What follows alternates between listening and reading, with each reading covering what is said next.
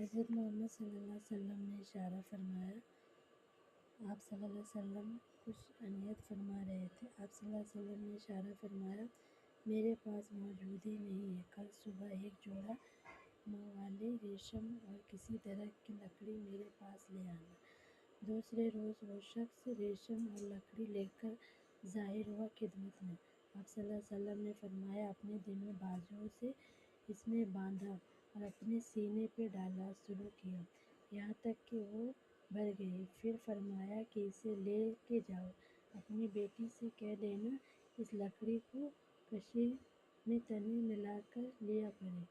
بس جب وہ آپ صلی اللہ علیہ وسلم کے سینے مبارک کو لگائی، تمام عالم مدینے کو اس کی خوشبو پہنچی، یہاں تک کہ ان کے گھر کا نام خوشبو والا گھر ہو گیا۔ حضرت محمد صلی اللہ علیہ وسلم نے اشارہ فرمایا کہ دوسروں کی مدد کرنا ہی بہتر ہے۔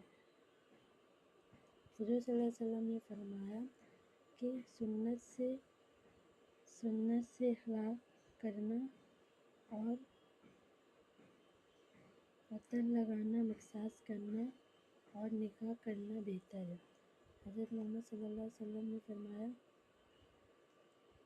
آپ صلی اللہ علیہ وسلم نے فرمایا، قسم جس کے ساتھ میری جان ہے، تم پر اسی طریقہ یہ کام کرو کہ پھر جب وہ اس سے فارغ ہو اور اس طرح بنور اور پاک ہو۔ 3 شخص ایسے ہوں گے، ان کی آنکھ جہنم کو نہ دیکھے گی۔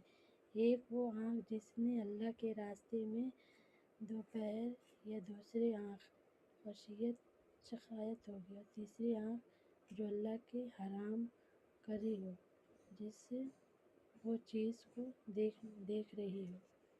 حضرت محمد صلی اللہ علیہ وسلم نے اشارہ فرمایا،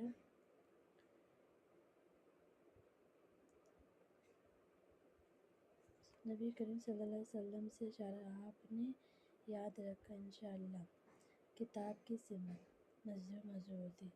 حضور صلی اللہ علیہ وسلم نے اشارہ فرمایا، حضرت ابوبکر رضی اللہ عنہ سے، نبی پاک اللہ کی بارگاہ میں دعا سے زیادہ کوئی عزت والا، تقریر والا چیز یہی نبی پاک صلی اللہ علیہ وسلم کی حدیث آپ نے یاد رکھی کتاب قسمت مزدوری موجود۔ حضور صلی اللہ علیہ وسلم نے اشارہ فرمایا، ضرورت نبی پاک نے فرمایا اللہ کی بارگاہ میں دعا سے زیادہ